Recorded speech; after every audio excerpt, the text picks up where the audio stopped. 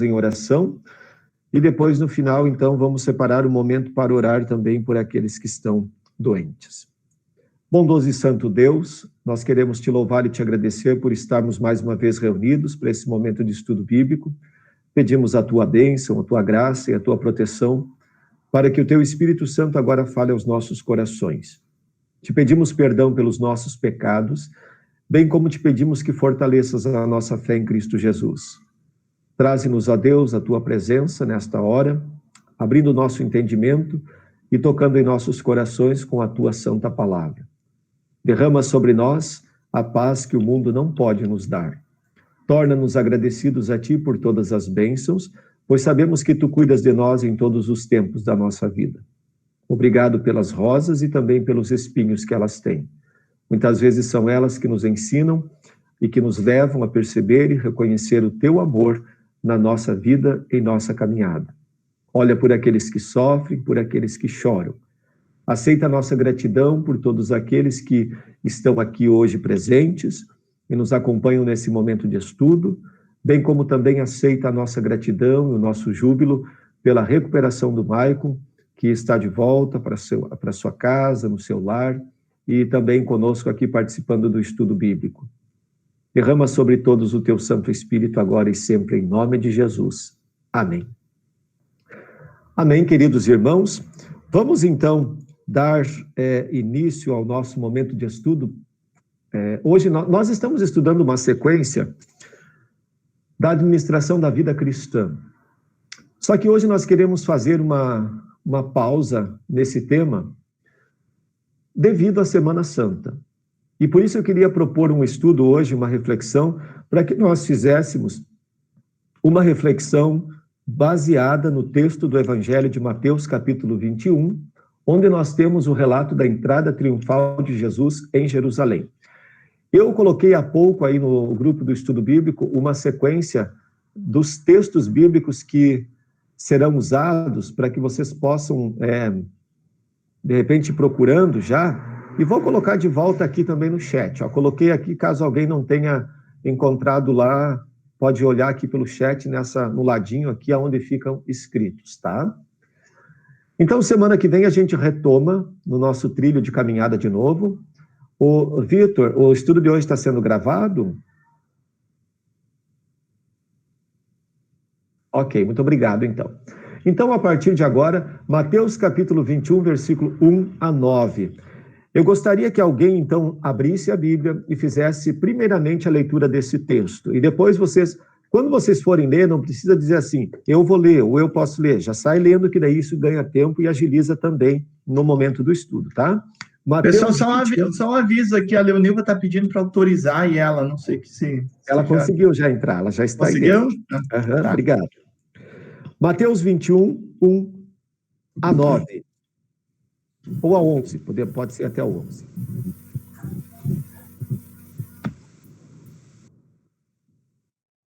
Quem puder, faz a leitura para nós. Quando se aproximaram de Jerusalém e chegaram a Betfagé, ao Monte das Oliveiras, enviou Jesus 2 discípulos, dizendo-lhes: Ide à aldeia que está defronte de vós, e logo encontrareis uma jumenta presa e um jumentinho com ela. Desprendei-a e trazei-nos. E se alguém vos disser alguma coisa, respondei: o Senhor precisa deles, e logo os enviará. Ora, isso aconteceu para que se cumprisse o que foi dito pelo profeta. Dizei à filha de Sião: eis que aí que vem o teu rei, manso e montado em um jumento, em um jumentinho, cria de animal de carga. Indo, pois, os discípulos e fazendo como Jesus lhes ordenara, trouxeram a jumenta e o jumentinho, e sobre eles puseram os seus mantos, e Jesus montou. E a maior parte da multidão estendeu os seus mantos pelo caminho, e outros cortavam ramos de árvores e os espalhavam pelo caminho. E as multidões, tanto as que precediam como as que o seguiam, clamavam, dizendo: Hosana ao filho de Davi, bendito o que vem em nome do Senhor, hosana nas alturas. Até 11? Isso. Ao entrar ele em Jerusalém, agitou-se a cidade toda e perguntava: quem é esse? E as multidões respondiam: este é o profeta Jesus de Nazaré, da Galiléia. Muito obrigado. Esse é o texto da entrada triunfal de Jesus em Jerusalém. Quem esteve no culto ou acompanhou o culto online no final de semana deve ter ouvido já esta leitura e possivelmente também tem ouvido uma reflexão, uma mensagem baseada nesse texto. Esse texto, historicamente, é um dos principais textos que abre a Semana Santa, o Domingo de Ramos. Esse texto também, curiosamente, é lido no primeiro domingo do Advento, porque também é um texto de preparação para a chegada do Rei. Bom, eu queria fazer, antes de tudo, um comentário, no sentido de dizer que essas datas litúrgicas, elas não fazem parte da igreja cristã desde o tempo de Jesus. Por exemplo, nós que somos uma igreja histórica, igrejas históricas são as igrejas, basicamente, luterana, a igreja católica, a igreja anglicana, também é uma igreja teoricamente histórica, né?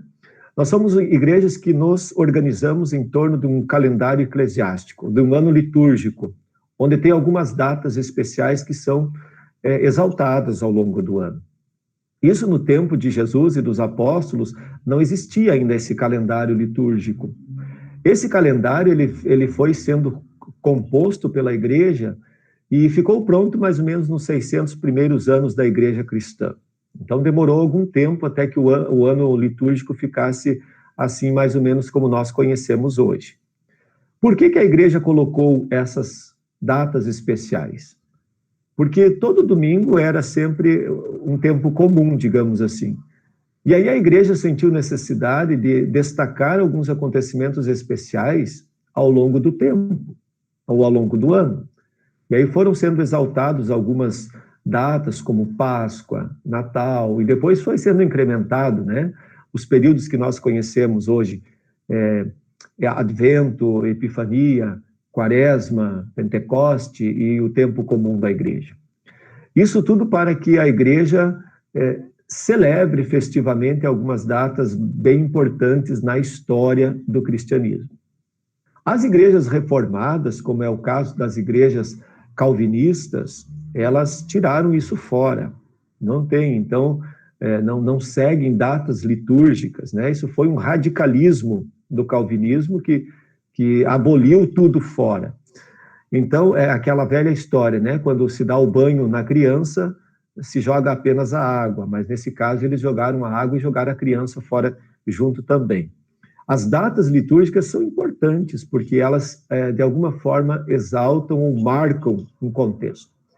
E aí, então, o Domingo de Ramos, ele entra como uma forma de marcar a entrada dos cristãos na Semana Santa.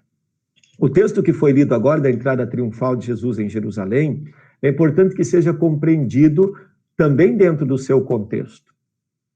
Se nós olharmos Mateus capítulo 20, versículos 17 e 18, vocês vão observar lá que Jesus estava com seus discípulos a caminho de Jerusalém. Lá diz assim: estando Jesus para subir a Jerusalém, chamou à parte os 12 e em caminho lhes disse: eis que subimos para Jerusalém, e o Filho do Homem será entregue aos principais sacerdotes e aos escribas, eles o condenarão à morte. Notem, Jesus estava mais uma vez preparando os seus discípulos. Lá em Marcos capítulo 10, versículos 32 a 34, também Jesus já faz uma preparação. Ele já avisa que o Filho do Homem seria morto, seria entregue nas mãos dos inimigos. Então, Jesus já várias vezes vinha falando isso com os seus discípulos. Também o milagre da ressurreição de Lázaro, ele causou algum alvoroço. E agora nós vamos abrir o texto de João, capítulo 11, onde nós vamos ler sobre isso, que o milagre da cura, da ressurreição de Lázaro, ele causou também uma dúvida se Jesus iria ou não participar da festa da Páscoa. Então, alguém que tem aí João 11, 47 a 57, pode fazer a leitura. Então, os principais sacerdotes e os fariseus convocaram o sinédrio e disseram: que estamos fazendo uma vez que este homem opera muitos sinais? Se o deixarmos assim, todos crerão nele. Depois virão os romanos e tomarão não só o nosso lugar, mas a própria nação. Caifás, porém, um dentre eles, sumo sacerdote naquele ano, advertiu-os dizendo: vós nada sabeis, nem considerais que vos convém que morra um só homem pelo povo e que não venha a perecer toda a nação. Ora, ele não disse isto de si mesmo, mas, sendo sumo sacerdote naquele ano, profetizou que Jesus estava para morrer pela nação. E não somente pela nação, mas também para reunir em um só corpo os filhos de Deus que andam dispersos. De sorte que Jesus já não andava publicamente entre os judeus, mas retirou-se para uma região vizinha ao deserto, para uma cidade chamada Efraim, e ali permaneceu com os discípulos. Estava próxima a Páscoa dos judeus, e muitos daquela região subiram para Jerusalém antes da Páscoa para se purificarem. Lá procuraram Jesus, e estando eles no templo, diziam uns aos outros: que vos parece? Não virá ele à festa? Ora, os principais sacerdotes e os fariseus tinham dado ordem para, se alguém soubesse onde ele estava, denunciá-lo, a fim de o prenderem. Muito obrigado.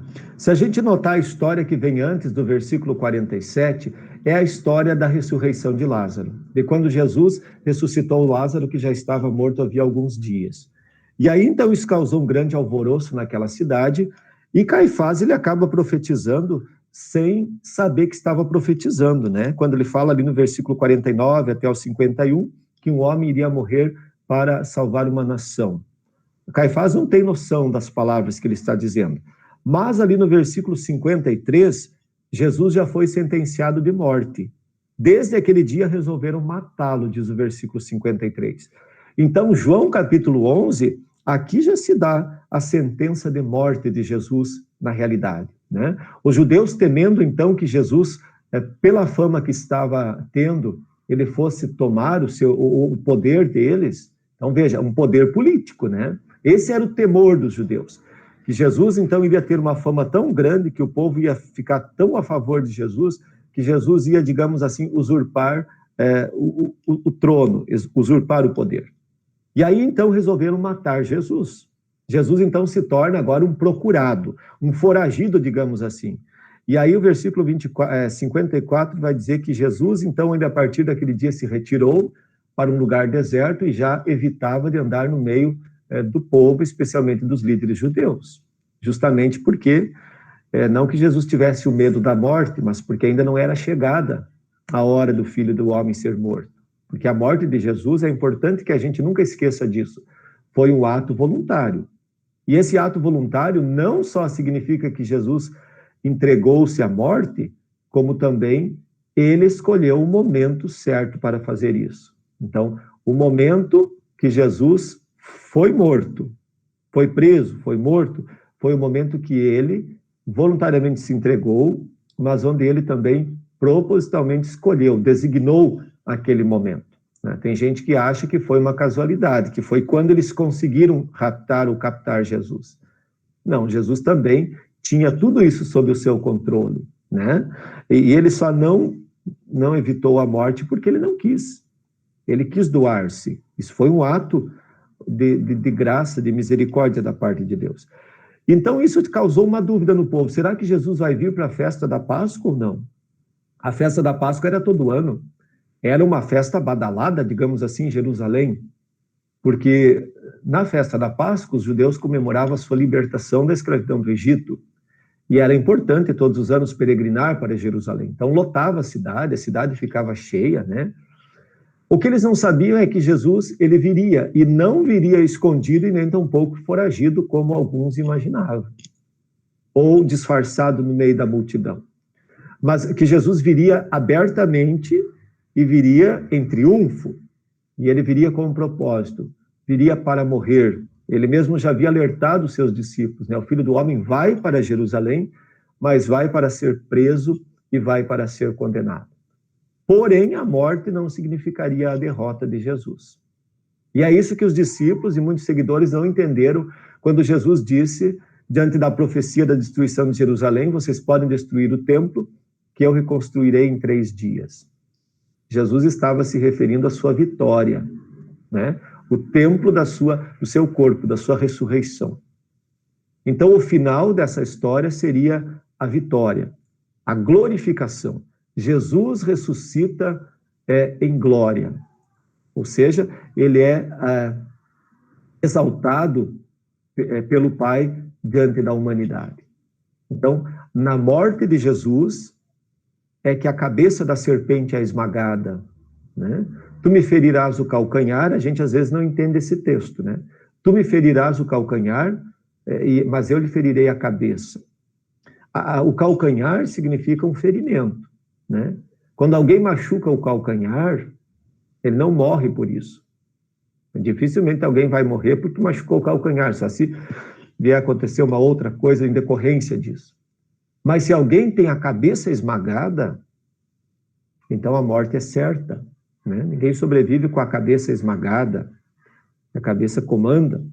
Então, Jesus, quando é que o diabo fere o calcanhar? Quando os nossos pecados levam Cristo a morrer na cruz. Mas a ressurreição de Cristo, a sua vitória, é esmagar a cabeça da serpente.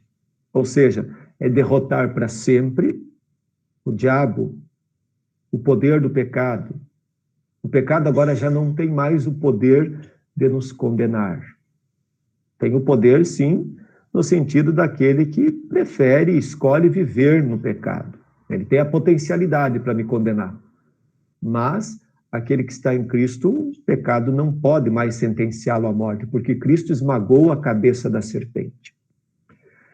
E aí, então, vem o texto que foi lido da entrada triunfal, de Mateus, capítulo 21, que o seu Hartwig leu há pouco.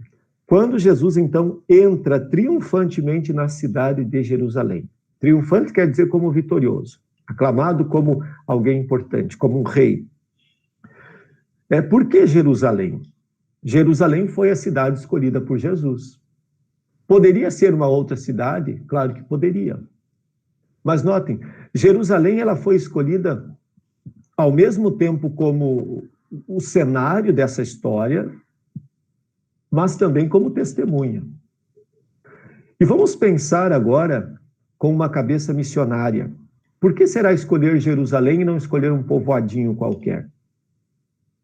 Olha, qual é a cidade que é mais notícia na mídia?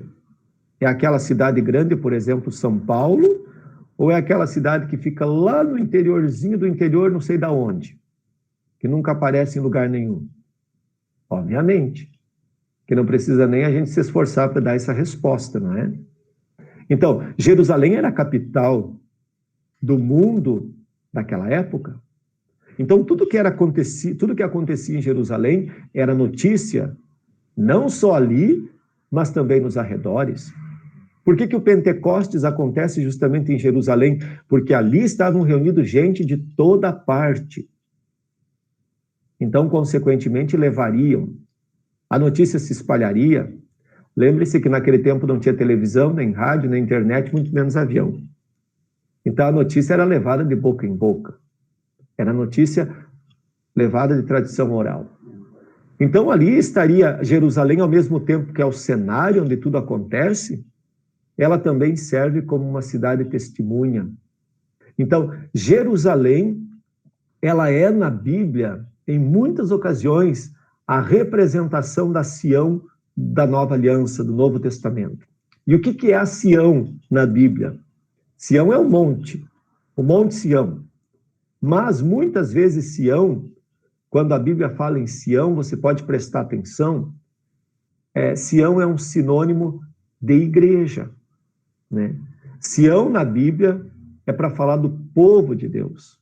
Então, por que Deus ama Sião? Por que Deus ama a cidade de Jerusalém? porque isso é uma representação, é uma forma para falar da igreja cristã. Então, às vezes as pessoas têm um equívoco achando que o amor de Deus é para uma determinada região geográfica. Não é esse o sentido. Não é que Deus ama o Monte Sião. E o fato também da igreja, do Templo de Jerusalém, ficar no alto do Monte Sião, também é uma coisa figurada. Porque, vejam, do monte, do alto dos montes, as coisas são vistas. No alto dos montes, as coisas ficam em evidência. É a mesma coisa de quando Jesus fala da parábola da candeia. Ninguém acende a vela para botar embaixo da cama, porque não ilumina, não aparece. Mas se ela fica no alto, ela vai clarear e vai iluminar todo o ambiente. Então, ao falar da Sião, que fica no alto do Monte Sião, o Templo de Jerusalém, está falando da igreja cristã, que deve ser a testemunha. Bom, mas avançando um pouco, Jesus ele esteve poucas vezes em Jerusalém durante a sua vida. É importante que a gente diga aqui que quando Jesus entrou em Jerusalém, quando ele morreu, ele tinha 33 anos de vida. Por isso que é aquela história, né? A idade de Cristo. Quando a pessoa faz 33 anos, dizem que ela completou a idade de Cristo. A idade que Cristo morreu, 33 anos. Mas nesses 33 anos, Jesus esteve muito pouco, ou poucas vezes na cidade de Jerusalém. Ele esteve enquanto criancinha, depois ele esteve como o menino Jesus, ou que a gente conhece da escola dominical, né? O menino Jesus no templo, quando ele tinha 12 anos, que ele foi para aquela festa com os pais dele. Depois ele volta a ser mencionado quando ele é adulto, em Mateus capítulo 4, versículo 5, na tentação de Jesus. Ele foi levado para o pináculo do templo de Jerusalém. Depois Jesus participa uma vez da festa da Páscoa, participa uma outra vez da festa do Pentecostes, e participa uma vez na festa dos tabernáculos, que era uma festa que durava vários dias, lembrando o tempo da peregrinação de Israel no deserto, tempo que foram peregrinos. E desta vez, então, agora, a 7ª vez, Jesus quer uma entrada especial em Jerusalém. Então, o versículo 1 diz que quando eles chegaram a Betfagé, ao Monte das Oliveiras, enviou Jesus 2 discípulos, dizendo-lhes. E lá no versículo 2 e 3, Jesus dá uma ordem para esses discípulos. Vão à aldeia e vocês acharão preso uma jumenta e um jumentinho.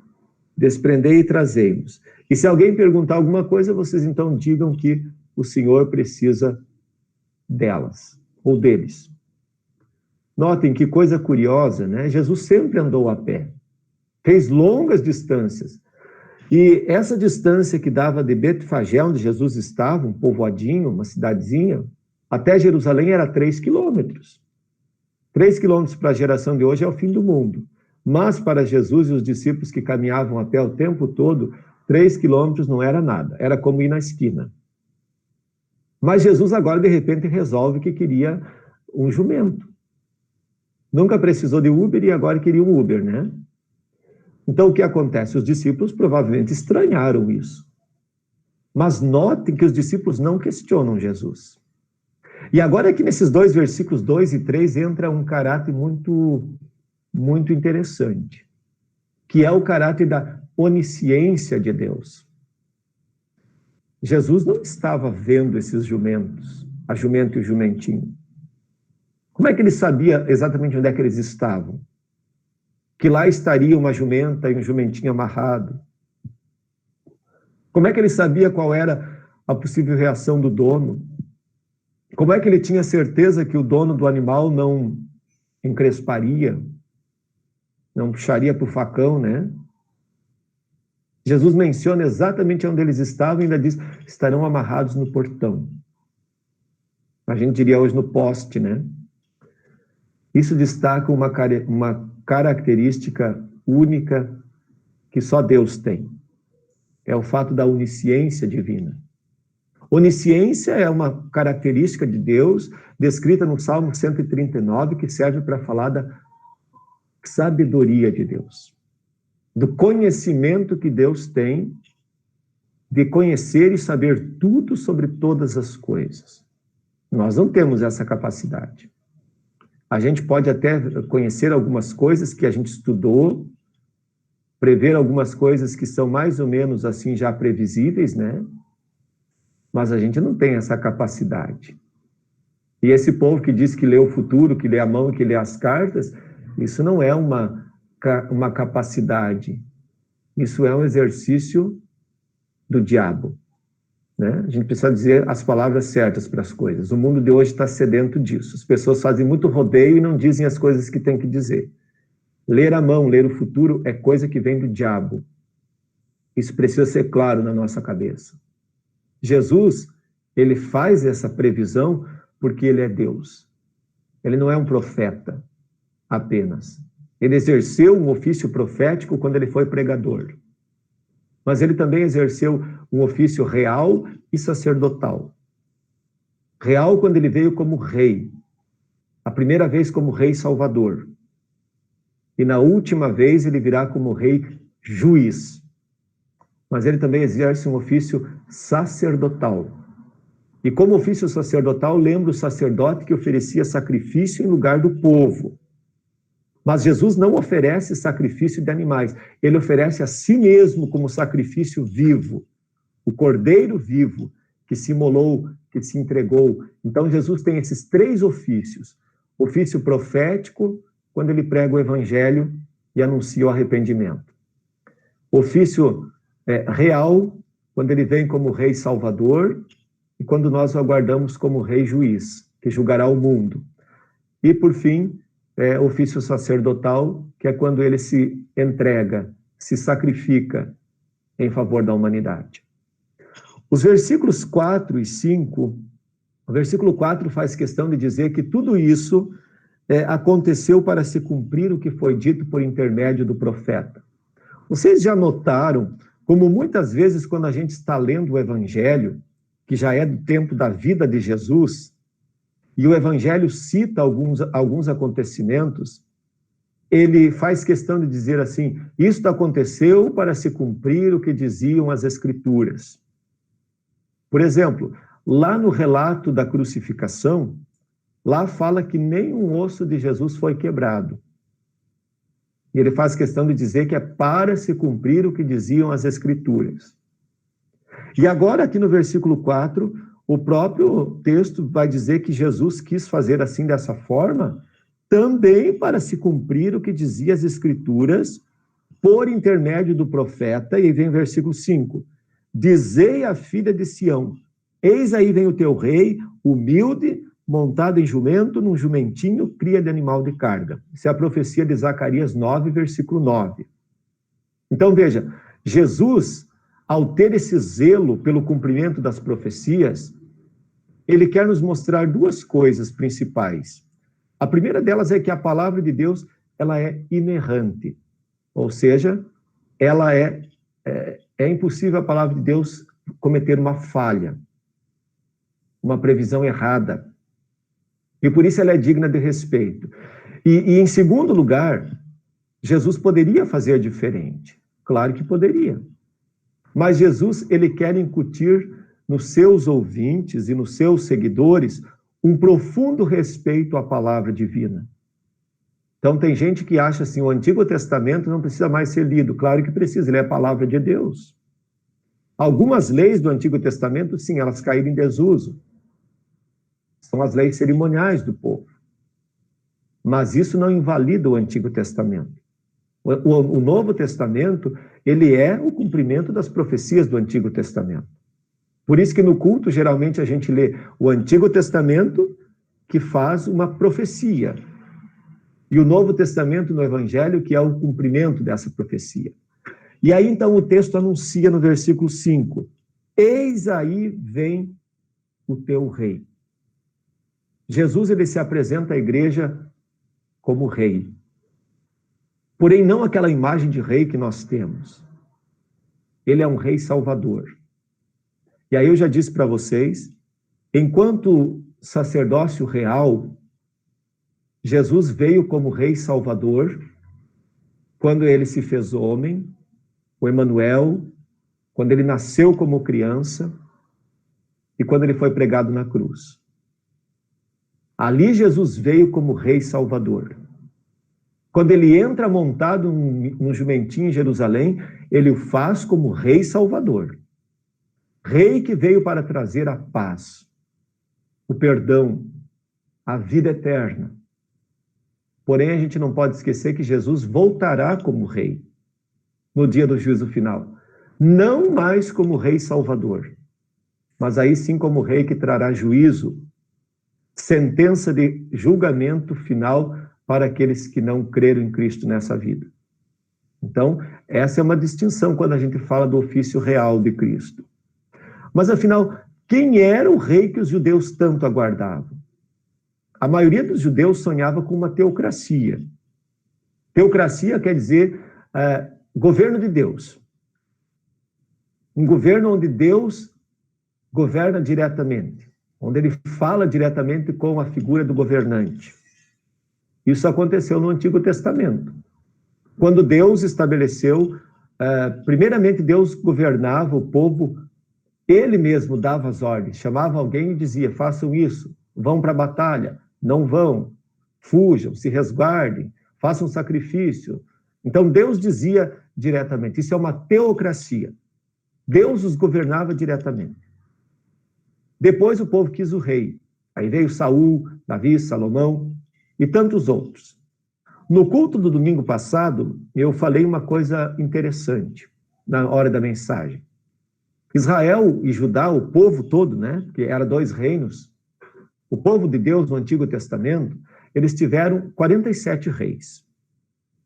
E desses 47 reis, apenas 9 eram tementes e piedosos a Deus. Você já imaginou o que é isso? Olha o que o povo trouxe para si. Ali já começou a barbaridade, né? Porque o povo não quis a teocracia. No começo, a teocracia era Deus dizia diretamente o que era para fazer, através de alguém que Deus chamava. Mas o povo olhou para os arredores e disse, os outros povos têm governo, nós queremos um também. E aí, então, colocaram o rei. 47 reis, só 9 foram piedosos a Deus. Por isso trouxeram a idolatria para dentro do povo de Israel, por isso trouxeram a desgraça, por isso perderam batalhas, por isso foram tantas mortes, por isso foram tantas coisas que aconteceu, porque eles atraíam a ira de Deus. Esses 40 reis que não foram piedosos, eles tomavam decisões da própria cabeça, sem consultar a Deus. E por isso trouxeram a desgraça para o povo. E hoje não precisa nem falar, né? A gente vive esses conflitos de governo no mundo inteiro. Não tem nenhum governo que vai salvar a humanidade. Por isso, não fique brigando por causa de política, que isso é a maior besteira do mundo. Os governos são manchados pelo pecado. Não existe nenhum governo que vai ser aquele governo que o povo de Israel esperava que Jesus fosse, quando entrou na cidade de Jerusalém. Às vezes eu tenho a impressão que o povo espera esse tipo de governo. Não existe. E nem nunca vai existir. Né? Então, isso tudo é uma consequência do quê? Do povo que queria rei. Não estava bom ser governado por Deus. Queria a figura humana. Então, deu no que deu, e hoje a gente vive todas essas consequências que a humanidade já experimentou ao longo da sua história. Mas, é claro, então, fora esses que esperavam um rei político, um rei que fosse de fato um governante, havia também aqueles que esperavam pelo Messias. Como é o caso lá de João 4:25. Se alguém puder ler, leia para nós. João 4:25.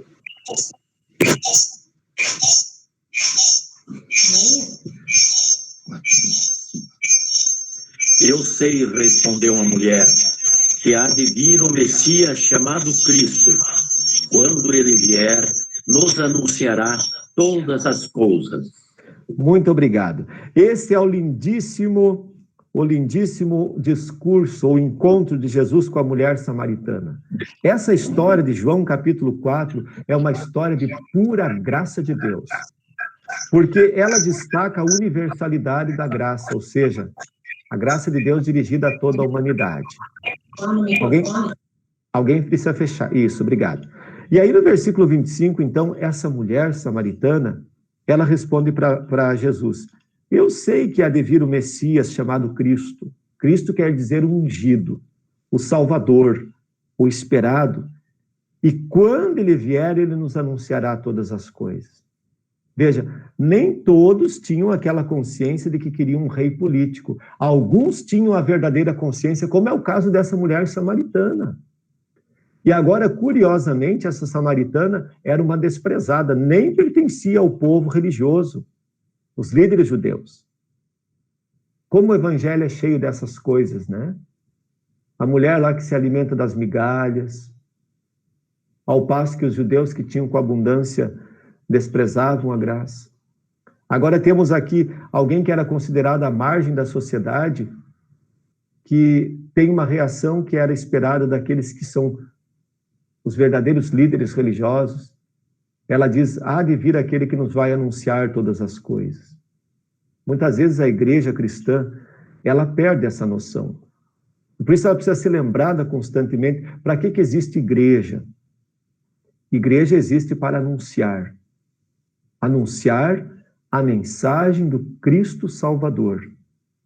Todas as outras coisas, por isso que não precisa ficar reinventando igreja. Quando a igreja precisa virar palco e precisa virar show, é porque as pessoas perderam o objetivo real da igreja. Igreja não é lugar de entretenimento. Igreja é lugar para nos anunciar. Quando a gente quer entretenimento, a gente vai no cinema, a gente vai no circo, a gente vai no parque, vai sei lá onde, cada um escolhe onde quer ir. Mas igreja é lugar da gente ser nutrido na mensagem que Cristo tem para nos anunciar. E o povo que esperou por Jesus não estava esperando o anúncio do reino. Eles queriam coisas palpáveis para melhorar a vida deles. Então, aí está um texto bastante bonito para a gente refletir uma hora, que é o texto da mulher samaritana. Mas e aí? Nós vamos culpar os discípulos por aguardarem um rei para Jerusalém? Bom, quando a gente olha para as profecias do Antigo Testamento, a gente nota que lá era descrito Israel como uma nação privilegiada. Alguém tem aí Jeremias 31, 33?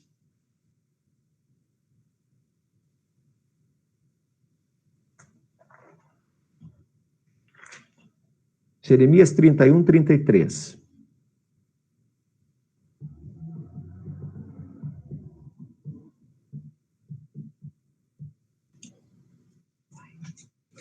Eu leio aqui, professor. Vai lá.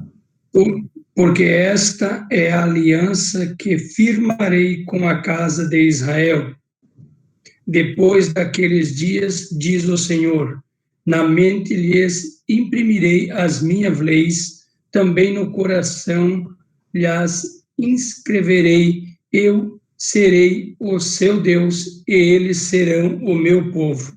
Leu 34 também. Não ensinará jamais cada um ao seu próximo, nem cada um ao seu irmão, dizendo, conhece ao Senhor, porque todos me conhecerão, desde o menor até o maior deles, diz o Senhor, pois perdoarei as suas iniquidades e dos seus pecados jamais me lembrarei. Obrigado. Note que Deus está dizendo aqui por boca do profeta Jeremias, no versículo 33, que ele firmará uma aliança com a casa de Israel. Israel é uma nação. Aqui é um povo nesse contexto. E agora, se alguém tiver aí rapidamente Jeremias 33, versículo 7, também poderia ler para contribuir com essa ilustração. Eu tenho aqui, pastor. Versículo 7, né? Restaurarei Isso. a sorte de Judá e de Israel e os edificarei como no princípio. Isso, olha lá. E lê o versículo 9 também. Jerusalém me servirá por nome, por louvor e glória, e entre todas as nações da terra que ouvirem todo o bem que eu lhe faço. Espantar-se-ão e tremerão por causa de todo o bem e por causa de toda a paz que eu lhe dou. Valeu, muito obrigado, Ricardo. Notem que esses dois textos eu selecionei apenas como ilustração, mas a gente poderia selecionar vários textos do Antigo Testamento, onde descreve Israel, Jerusalém como uma nação escolhida, como uma nação que Deus vai purificar, como Jerusalém me servirá de nome, ele será o louvor entre todas as nações e assim por diante. E aí isso então, de certa forma, quando vem lá a pregação do Novo Testamento, e a gente lembra do João Batista, por exemplo, que aparece no Novo Testamento logo no início pregando, ele diz: arrependei-vos porque está próximo o reino de Deus. Então é possível que as pessoas daquele tempo, elas compreendessem esse reino literalmente como uma nação, literalmente como um governo, assim como a gente entende. E aí quando eles olhavam para esses textos, restaurarei a sorte de Judá, edificarei Israel, purificá-los-ei, Jerusalém me servirá por nome. É provável que na cabeça de muita gente, isso se referisse à localidade da terra de Jerusalém. Quando na realidade, o que a profecia estava anunciando é o povo de Israel, né, cidade de Jerusalém, que é uma referência à igreja cristã, seria restaurado no sentido espiritual, de receber perdão e ser aquilo que Deus fala por boca de Isaías, capítulo 49, luz para as nações. Bem, porém, quando a gente observa o texto da Bíblia, nós vamos agora olhar um texto de Mateus 26, 52, antes da gente prosseguir. Mateus 26, 52. Essa parecia não ser uma compreensão de muitos seguidores de Jesus. Olhem lá, Mateus 26, 52 a 54. E quem tiver pode ler.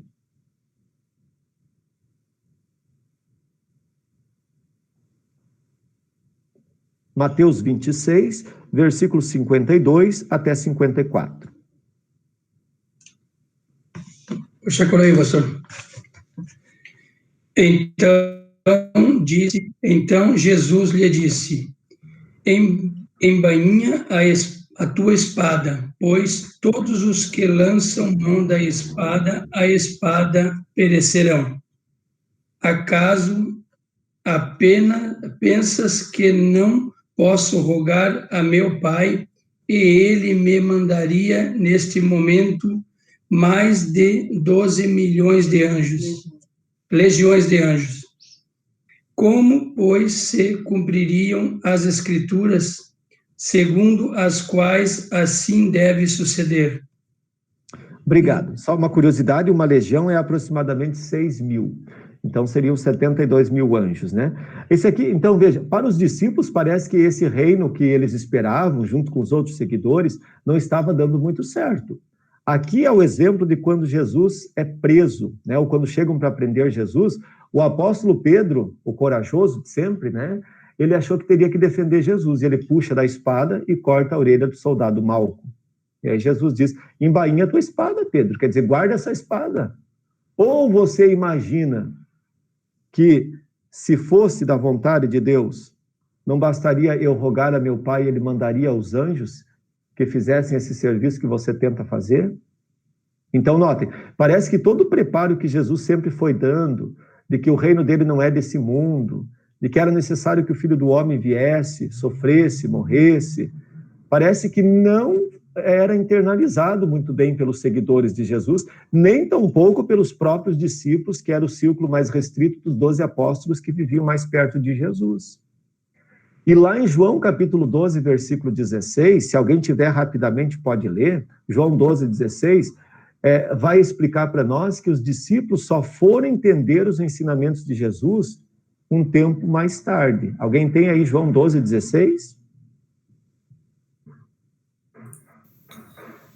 Seus discípulos, a princípio, não compreenderam isto.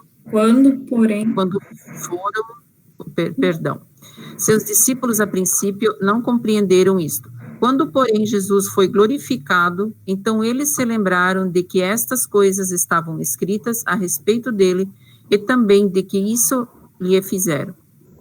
Obrigado, Márcia. Glorificado significa no momento que ele foi ressuscitado.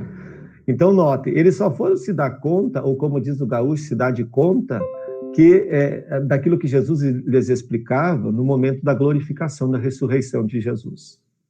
Então, é como o texto de Emaús, né? Eles caminhavam cegos ao lado de Jesus e não conseguiam enxergar, mesmo que o coração lhes ardia. Então, vamos agora para uma aplicação mais final. Eis, então, o significado da entrada triunfal de Jerusalém. Jesus, ele vem como rei, mas vem para estabelecer um reino que não é desse mundo. É aquilo que ele responde no seu julgamento. O meu reino não é desse mundo. Temos hoje a teologia da prosperidade que tenta fazer o reino de Deus uma coisa desse mundo. A própria teologia da libertação, a própria teologia do evangelho social, que é essa ideia da missão integral da igreja, isso é um veneno. Quando vocês ouvirem coisas a respeito dessa expressão, missão integral da igreja, a missão integral é essa defesa do evangelho como algo que tem que transformar pela mudança social. Não é esse o papel da igreja. A mudança social vem como consequência do evangelho colocado em prática. Mas se a igreja se põe a fazer o papel social primeiro, ela está invertendo a ordem. Então, Jesus entra num jumentinho para demonstrar que a grandeza desse reino justamente não está na riqueza desse mundo. Um rei, aos moldes que o mundo conhece, viria num animal muito mais pomposo, ou até mesmo, de repente, numa carruagem. Mas Jesus é aclamado rei, mas ele escolhe um jumentinho que nem dele não era emprestado. Ele teria que devolver o jumentinho. E aí vem a expressão lá do versículo, dizei a filha de Sião. Eu já disse a vocês que essa expressão Sião e filha de Jerusalém são sinônimos para falar de igreja. Portanto, dizei a filha de Sião é como dissesse, diga a todos os cristãos, diga a toda a igreja cristã, eis aí vem o teu rei, montado, humilde, montado num jumentinho. Lá no Monte Sião estava o templo, e é onde o povo buscava socorro.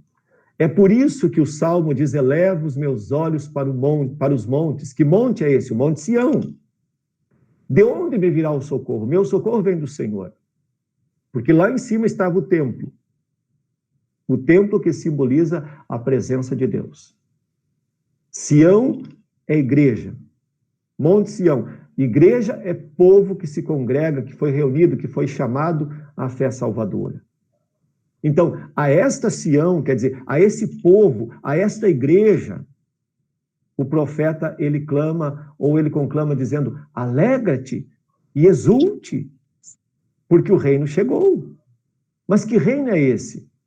É o reino de salvação, é um reino de esperança, é um reino que veio trazer perdão. Quando a gente aprende sobre o Pai Nosso no Catecismo Menor, Martinho Lutero, ele explica, o reino de Deus vem a nós quando o nosso Pai Celeste nos dá o seu Espírito Santo para crermos por sua graça em sua santa palavra. Então, o reino de Deus, ele vem a nós. Vem a nós por meio da fé. Nós por meio de crer em Cristo como nosso substituto. Aquele cuja obra de sacrifício foi feita em nosso favor. Então, a qualidade ou as qualidades desse rei, elas definem a missão desse rei.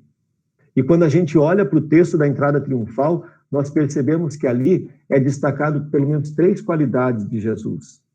A humildade, a justiça e a salvação. Essa humildade, quando ele diz assim, ele vem humilde. Humilde quer dizer literalmente manso. Aquele que é de gênio brando, de índole pacífica, né? E cuja mansidão ela se revela justamente em amor, em benevolência, em compaixão para com o semelhante. Então, Cristo, ao se tornar manso, e as bem-aventuranças de Mateus 5 vai dizer, bem-aventurados que são mansos, ou mansos de coração, ela é nesse sentido de dizer aquele que revela mansidão em serviço ao próximo. aquele que se torna compassivo. Compaixão é agir com paixão. É colocar-se empaticamente no lugar de alguém. Jesus faz isso, né? Por isso que ele vai como uma ovelha que caminha muda para o matadouro, porque ele o faz em mansidão.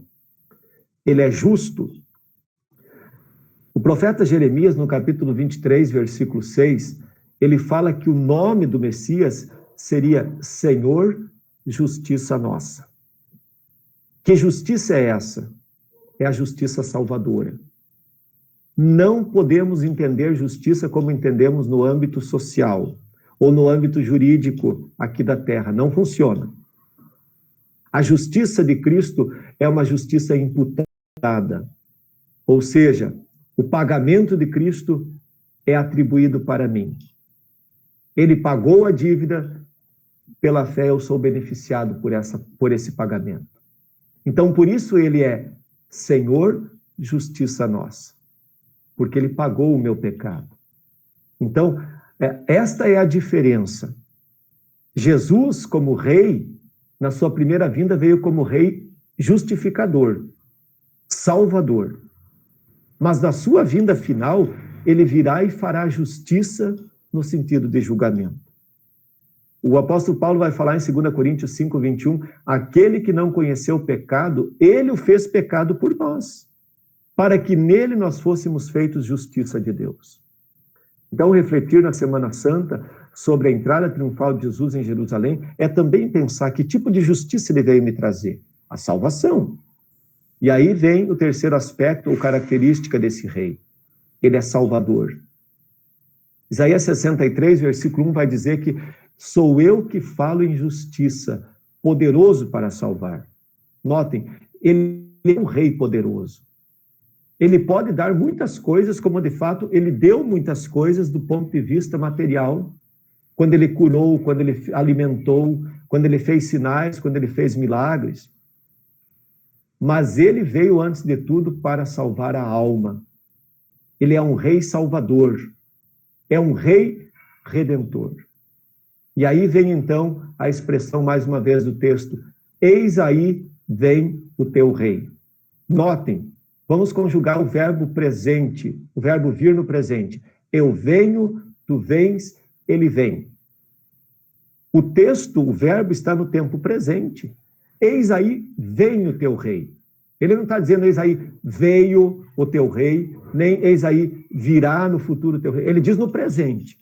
De modo que quando eu e você lemos o texto hoje, a gente também pode se sentir incluído ali. Esse aí vem o teu rei. Essa palavra foi para o tempo do passado, para o povo do passado, mas é para mim, é para você, para todos os cristãos de hoje também. Por que ele usa o tempo presente e não usa um outro tempo verbal? Porque a vinda de Jesus é uma vinda contínua. Ele não veio apenas lá naquela vez. A sua entrada em Jerusalém, ela na realidade é uma pré-figuração. E ela simboliza a sua vinda permanente. Quando Cristo continua vindo à sua igreja mediante o evangelho da graça, mediante a palavra, mediante a Santa Ceia, mediante o batismo. E por isso, então, ele vai dizer, eis aí vem o teu rei. Jesus está vindo ao meu coração. Está vindo ao teu coração. Jesus está vindo ao coração daquele que está lá. O Maico deu o testemunho de sentir a presença de Deus lá, junto no hospital. O Senhor está vindo.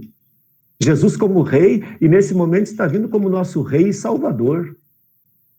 Como nosso rei que está nos chamando para fazer parte do seu reino.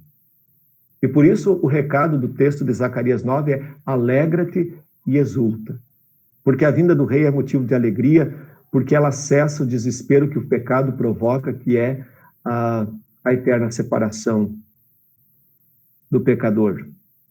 Então, o texto continua no versículo 6, eu vou, devido ao tempo, vou fazer uns cortes e vou para os finalmente. O texto também destaca a obediência dos discípulos, né? Os discípulos não questionaram quando Jesus diz, vão lá e soltem a jumentinha. Da mesma forma é o crente. O crente confia nos desígnios divinos. Muita coisa a gente lê na Bíblia e não entende. E muita coisa que a gente passa e que a gente vive, a gente também não compreende. Mas o cristão, ele confia, mesmo que ele não possa compreender. Ele chega à mesma conclusão do Jó, né? Não sei porque estou sofrendo, mas Deus sabe. Então, da onde vinha aquela multidão, para finalizar, que acompanhou Jesus na entrada triunfal? Se a gente ler Mateus 20 e 29, lá está escrito que Jesus vinha de Jericó acompanhado de uma grande multidão. E nesse percurso, Jesus parou no caminho, em Mateus 20 e 30, e curou 2 cegos. Imagina, cegos que estavam na beira do caminho, pessoas acompanhando Jesus que presenciaram. Isso já foi fazendo com que Jesus ficasse cada vez mais conhecido. João capítulo 12, versículo 2, diz que nesse caminho Jesus deu uma parada na casa de Lázaro, e aí todo mundo foi lá cercar porque estava curioso, porque Jesus tinha ressuscitado Lázaro, e agora Jesus foi lá se encontrar com ele. E aí em João 12, versículo 12, vai dizer que lá na cidade, no povoadinho de Betfagé, 3 quilômetros antes de Jerusalém, lá já tinha uma numerosa multidão que aclamava Jesus com ramos nas mãos. E gritava Hosana. A palavra Hosana quer dizer, vem nosso bendito Salvador. E eles colocavam vestes e ramos pelo caminho. Essa era uma homenagem que eles tributavam aos reis, mas ao mesmo tempo é um gesto que demonstrava afeto por Jesus. E ramos era um sinal de alegria, um sinal de vitória. Da onde que o povo tira esse grito, Hosana, bendito? Está lá no Salmo 118, versículo 25 e 26, né? Eram cânticos que o povo do Antigo Testamento já entoava em louvor à obra messiânica que eles esperavam. Eles já louvavam o Messias que eles aguardavam. Então eles cantavam Hosana, bendito que vem. É como se eles dissessem que Deus abençoe a obra que o Messias virá fazer. E aí entra a expressão filho de Davi. Bendito, Hosana ao filho de Davi, bendito que vem em nome do Senhor. Essa expressão filho de Davi era um termo na Bíblia, e é um termo na Bíblia equivalente à palavra Messias. Então, de alguma maneira, ali o povo aguardava o Messias e reconhece em Jesus esse Messias. Jesus fez muitos sinais, e é provável que o povo, então, tenha associado esses sinais com a chegada do Messias. Mas, por que eles gritam crucifica uma semana depois? Porque Jesus, de alguma maneira, não correspondeu às expectativas políticas e terrenas que eles tinham. E por isso eles se decepcionaram. E é por isso também, queridos irmãos, que muitas pessoas se decepcionam com a palavra de Deus. Muitas pessoas deixam e abandonam a igreja, abandonam o caminho de Cristo, porque às vezes não entendem os desígnios de Deus. Colocam uma expectativa terrena e quando acham que Deus não satisfez essas expectativas, então elas se decepcionam. A gente sempre vai achar que a gente não merecia perder um filho que morreu acidentado. A gente vai sempre achar que a gente não merecia que alguém da nossa família ficasse doente e viesse a falecer. Ou que a gente mesmo passasse por uma provação. Sempre vai achar que a gente que Deus precisa dar um jeito nisso. Mas a gente não presta atenção que o reino que Cristo veio trazer não é desse mundo. Aqui ele disse, eu estarei convosco todos os dias até a consumação dos tempos. Essa é a promessa. Eu vou estar convosco. Aconteça o que acontecer. É como um casamento. Mas essas promessas de reino, onde nós teremos a plenitude da vida, é o reino da vida eterna. Então, quando a gente não entende isso, a gente se frustra com Deus. A gente se decepciona com Deus, por não se dar conta que o reino de Deus não é desse mundo. Então, queridos irmãos, quando nós olhamos para a recepção que Jesus teve em Jerusalém, nós aprendemos algumas coisas como receber Jesus. A primeira delas é preparando o caminho. Assim como o povo preparou o caminho e estendeu vestes e ramos, o profeta Isaías vai dizer que Deus quer preparar o nosso coração com arrependimento. E esse arrependimento vai tirar dos nossos corações todos os outeiros e todos os vales, e o coração será nivelado. Ou seja, tirar tudo aquilo que atrapalha o cristão de servir melhor a Deus. E por isso o Salmo 24 vai dizer: levantai, ó portais eternos, para que entre o Rei da Glória. É o sentido de abrir a porta, né? Mas esse abrir a porta não pode ser entendido como uma decisão humana. É um resultado da palavra de Deus que age pelo Espírito Santo. Então, para que a porta do nosso coração se abra, é preciso que a gente seja alimentado pela palavra. Porque é esse Espírito que abre, o Espírito Santo que abre a porta do nosso coração. A multidão, ela gritou: hosana ao que vem, bendito seja. Isso também nos mostra que uma forma de receber o Rei é confessando, é testemunhando Jesus aonde Ele nos coloca. A gente não precisa pôr uma Bíblia debaixo do braço e ir lá para a África, não sei aonde, testemunhar.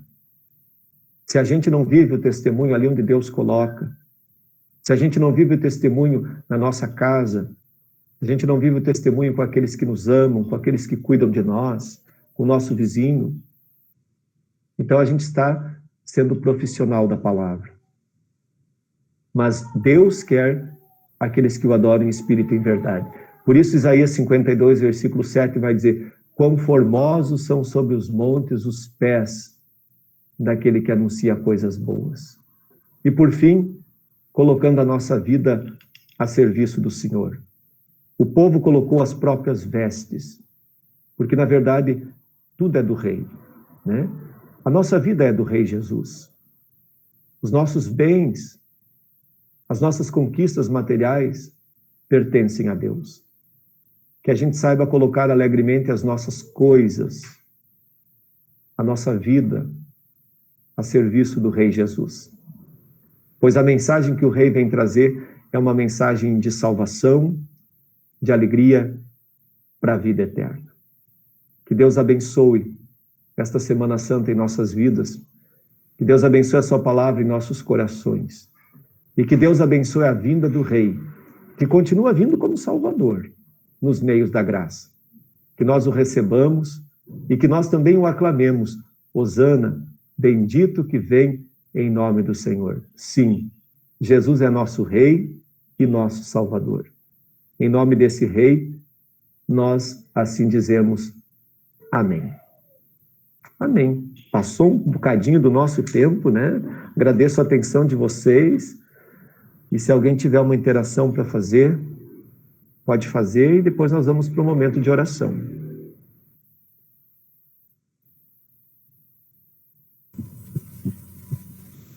Posso perguntar para... Boa noite. Apenas desejar uma feliz e santa Páscoa para todos. Eu e a Marilete estamos aqui e com toda, né, a saúde de Deus, e agradecer, pastor, foi muito bom esse estudo de hoje. Que Deus abençoe a todos vocês e até a próxima quarta-feira, com certeza. Se Deus quiser. Obrigado também pela presença, e que Deus conceda uma noite muito abençoada e uma Páscoa muito feliz também para a senhora, para a Marilete e para todos nós. A Simone escreveu ali: boa noite, eu peço oração para Valcir, que é meu primo, pois ele está internado também em estado grave. Nós vamos lembrar na nossa oração, eu tenho anotado aqui. Mais alguém gostaria de falar antes da oração?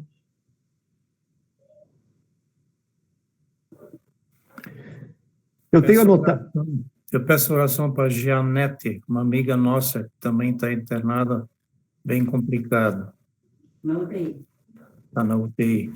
Ok. Pastor, também inclui o pai da Evelyn, o Everaldo, que ele está internado também. Ele já está aqui na minha listinha. Vamos incluir, sim. Mais alguém? Eu tenho anotado aqui na minha listinha para a gente fazer oração o Everaldo, que está hospitalizado, a Dani, que está fazendo tratamento de leucemia, a gratidão a Deus pelo Maicon, que saiu do hospital, a dona Beatriz e a família que estão com a Covid, a Oma, que vai fazer uma cirurgia, a dona Otília, a Beth e o Ademir, que estão em casa com dengue, o nosso amigo Eduardo, lá de São Paulo, que está hospitalizado. Ele estava hospitalizado, saiu do hospital e depois voltou para o hospital e desta vez voltou por causa da Covid. Então, ele escreveu um testemunho bem bonito. E ele disse assim: eu estou aqui no hospital e se Deus quiser me levar, eu estou pronto para Deus me levar. Eu achei muito bonito o que ele escreveu. E também, então, o Valcir e a dona Gianete. Mais alguém tem um pedido de oração? Tenho, pastor. Pode falar, Maicon. Pastor, infelizmente o seu Henry faleceu essa tarde. Então, só para que Deus dê conforto para a família, né? Eu vou tentar ainda entrar em contato com eles, porque eu tentei fazer o... Enfim, o senhor sabe já, né? Uhum. E só para... Enfim, tem que falar, né? Só pedir conforto para o coração da família, que nem pôde se despedir, nem nada. Saiu de lá com um caixão lacrado. O seu Henry era amigo de quarto do Maicon no hospital, e o Maicon, então, teve a oportunidade de testemunhar, de orar com ele, e também fazer a ponte dos recados entre ele e a família, nesse momento. Então, que Deus conceda conforto para todos os familiares. Mais alguém? Pastor, eu fiquei sabendo agora, um pouquinho antes de começar o nosso estudo, de que o Adriano, nosso colega de estudo aí, ele voltou a ser internado. É verdade. O irmão do Everaldo, no caso, né? É verdade, ele está hospitalizado também. Vamos colocá-lo em oração. Então é isso, gente. Vamos falar com Deus em oração e pedir a bênção e a clemência de Deus. Bondoso e misericordioso Deus, nosso amado e gracioso Pai, nós queremos te louvar e te agradecer imensamente por esta noite, por esse momento de estudo, pela tua palavra. Te louvar pelo Rei Jesus, que veio como nosso Rei Salvador. Pedimos-te que nos mantenhas firmes na fé salvadora e que em nossos corações possamos crer e aclamar Jesus como o nosso Rei bendito, aquele que veio para ser o nosso Redentor, que deu a vida em nosso lugar para que pudéssemos viver eternamente. Perdoa-nos quando muitas vezes nós não nos damos conta, não valorizamos e nem tampouco testemunhamos desse amor de Cristo para com as outras pessoas. Ajuda-nos a fazermos isso. Concede-nos uma Semana Santa onde nós realmente possamos refletir no teu amor, possamos refletir na tua graça salvadora e possamos assim ser edificados no conhecimento da vida eterna. Santo e bondoso Deus e Pai, nós também queremos colocar diante das tuas mãos a vida de cada um de nós, pedir a tua proteção, o teu cuidado, pedir que tu nos livres de todos os perigos, de todo o mal, pedir o teu livramento também para essa doença que tem assolado muitas vidas, muitas pessoas.